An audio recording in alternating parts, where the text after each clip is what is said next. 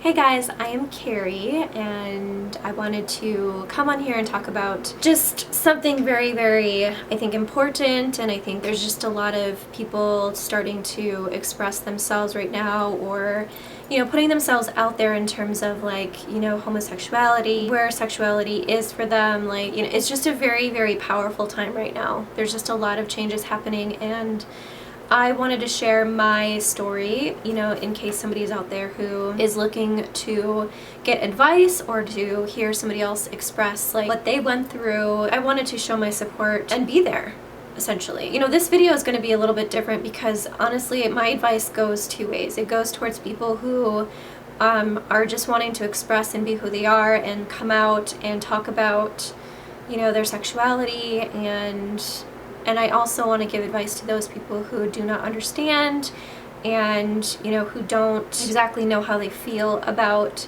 people who are different or have a different sexual preference than them. Here's the thing. I come from a very interesting family background. Literally, I have Mennonite and Amish and Christian family from my mom's side, and then on my dad's side I have Native American Catholic from when, the settlement happened and they're forced into Catholicism, all that kind of stuff. But anyway, so I have a very interesting dynamic, as you can imagine, growing up. My parents never forced religion onto us. I didn't have a lot of suppression on me, but I definitely had enough on the outer perimeters. I think that just having the freedom to be who I was when I was little was what allowed me to have the strength to always just kind of be who I was, growing up. However, sharing who I was or talking about it was not very easy for me, and a lot of my siblings and a lot of people just did not understand me. I know they probably still don't.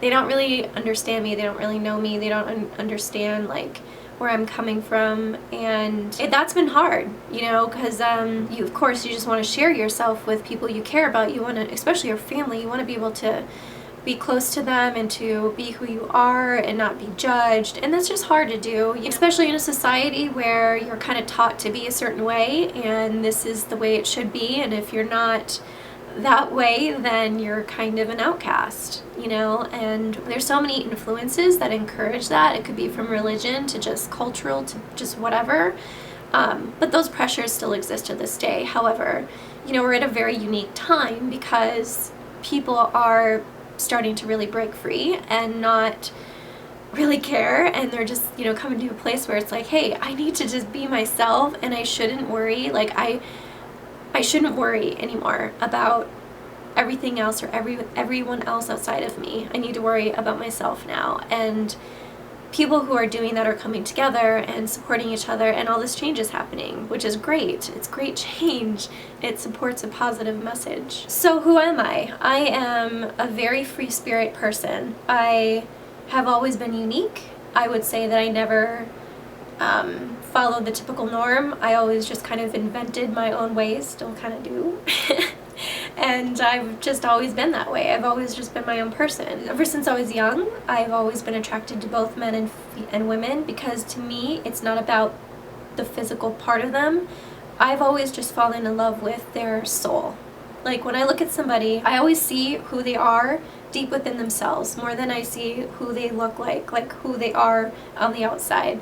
I look at their core, I see their core, and that is who I fall in love with. Even to call myself a bisexual is weird to me. I don't feel I don't know what you would call what I really am. I don't know if there is a label to that. I just fall in love with the person. Growing up, I've been attracted, but I never really kind of understood or accepted that I was bisexual until I actually fell in love and had feelings for a girl when I was 18, and I discovered that I could have really powerful emotions to a female. Most of the time I've always been attracted to men, and but they're always kind of very feminine, and definitely probably more female in some ways than I am, in terms of emotional stuff or whatever. I call them the goddess men, the men who have a really good balance of the divine feminine inside of them, which basically means they're just really in sync with their feminine side and their masculine side, essentially. Once I realized that I could fall in love and have feelings for a girl, did it feel wrong? No. I actually was like, I was never ashamed. I never felt like it was wrong. You know, even when I was young and I heard people like call people like who were homosexuals or gay horrible names, I thought that they were weird. Like, I'm like, why are you doing that? Like I never understood, you know, as a child. I'm like, it just doesn't make sense to me. I understand the biological point of it. I mean, you know, men and women can make babies together, but I'm always like, well, this is nature's way of either population control, to keep things under check. Everyone has feminine or masculine genes inside of them. Like, you have DNA of both inside of every person. And I think nature has another way of handling itself, you know? That's my personal opinion. I'm just going to touch on this very, very lightly, because I feel like a lot of the issue when it comes to accepting homosexuality has a lot to do with religion. Pretty much, right? Like, a lot of it does. I mean, I was raised probably closest to Christianity from the outside, or Mennonite. Just my grandparents always took me to like Bible school or church with them or whatever. And then at one point in high school, I did go to church and I tried Christianity and I was baptized and all that kind of stuff. But there was just so many inconsistencies and things that didn't make sense to me. The way that life was explained in this particular religion never felt right for me. Now, I can say that, and when I say it doesn't feel right to me, I definitely feel like it could feel right to somebody else, and I respect that. In my mind, I feel like a lot of the religions that exist were created by man to explain life and to explain all the things that we go through as human beings. And I think that what was created by man has also been manipulated or taken in very extreme, horrible ways by man, or mankind. I say man, but I mean mankind. What it came down to me was being a free spirit and always being outside of nature and just kind of playing in the woods and being who I am. I felt connected to a spiritual force of life that I can't label or define because I feel like it's too limiting. What I sense and what I feel and who I am as like an intuitive reader and spiritual person, I feel like there is something, an intelligence, but it's not portrayed or explained in a way that I can understand and relate to, and most religions that I've studied. I do feel that there are some aspects of what I feel and sense scattered in all sorts of religions. And I also feel like those little scattered pieces are what could potentially unite all these religious beliefs, because there are some commonalities between them. The most important things being love and humanity and trying to be good to one another. When I tap into something, when I tap into the universe or whatever it is that I feel and sense and have a relationship with, a connection to me, I don't believe that a God would create people, would allow something like Satan to exist, would allow something like hell to exist, and then send its creations to it because it's pissed at them. It's almost like setting people up for failure, because essentially if people are gay, well, you can't exist, that can't exist without God allowing that to exist. Like, technically the creator is a creator of everything, right? It is the creator of all things. So that means homosexuality couldn't exist unless the creator created that to exist. And then if you say that the creator says, well, here's this existence, homosexuality is here, and I've created that to exist, but you can't do that. And if you do that, then I'm going to punish you. Then what does that say about that God? You know what I mean? It sounds horrible. Like, that does not feel like love to me. That does not feel like what I tap into. And at the end of the day, I realized, you know, like, it just doesn't make sense. You know, I feel like we're all responsible for our actions, and we make the world a better place. We are the ones in charge of what happens or what becomes of this world. That falls on us. Like, you know, I realized, you know, that religion and so many things to me were all symbols. You know, the concept of God, the concept of the devil, the concept of all these things were symbols. They were just symbolic of the emotions, the experiences that human beings go through. Religions, to me, are metaphors, and they're all symbolic to all of these things. So for myself, once I disconnected from a belief system that didn't feel right to me, and I connected to what felt right within myself, and I worked on myself, and I learned how to be full of self-love and connected to all things in nature, becoming a part of nature, becoming a part of every person, feeling myself in a reflection of all that looked back at me, seeing everybody and feeling like part of them, feeling a part of all things, I was able to say, you know what, family, this is who I am.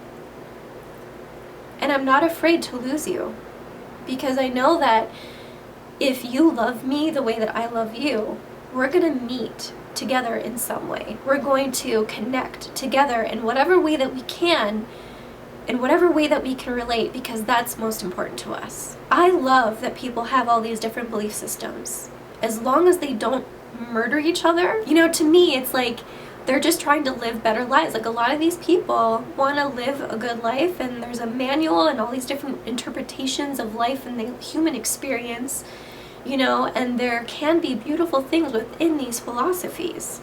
I support that if that makes somebody happy, if that does actually make them a good person. But if you're going to believe in something that allows you to get hateful, allows you to murder millions of people because they're not following a specific way in which you are, or condemning people or saying hurtful things, like, that's not good. I support people as long as they don't cause harm. That's the point. I just support them if they don't cause harm. Figuring out how to love myself and to feel overwhelmed, to feel my cup overflowing, because I'm pulling in love from all around me. I can feel it from the earth, from the trees, from the water, from people, from the sun, from all life and creation as this beautiful source. There was no fear for me to ever be alone, because it's impossible. It's impossible.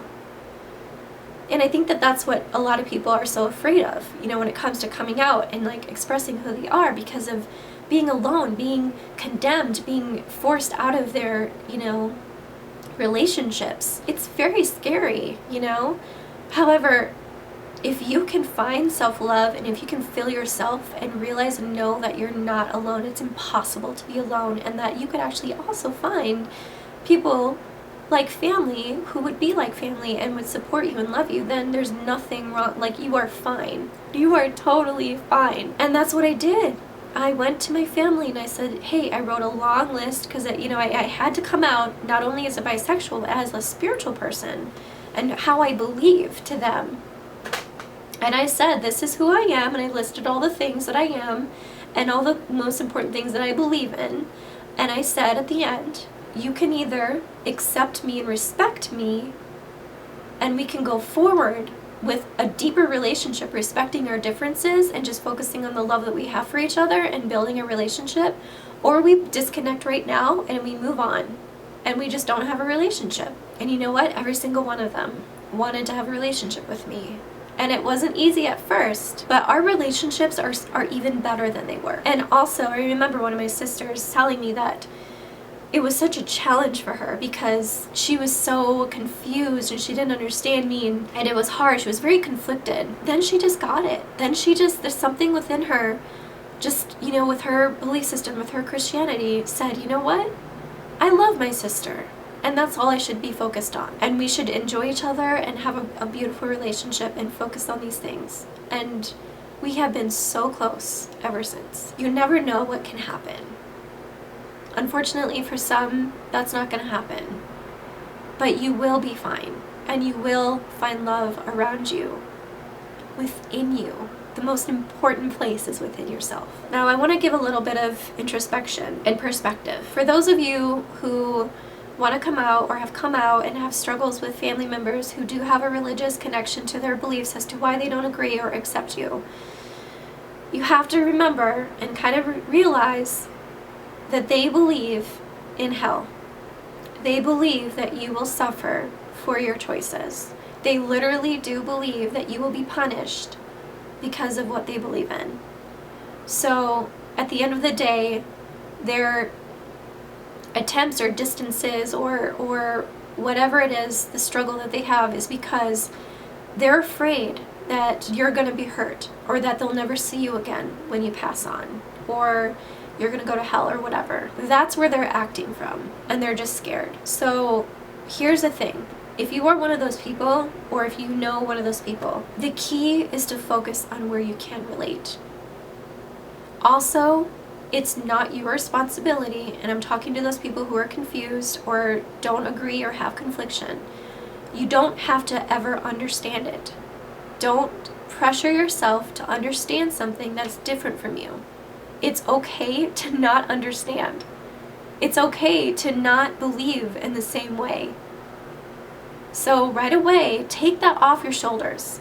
Most of the time, you're not going to convince people to not be who they really are and to not follow what they can't physically help. Try to focus on the relationship that you can have, on just respecting their difference and building on the love that you have for each other. It's all you need to do.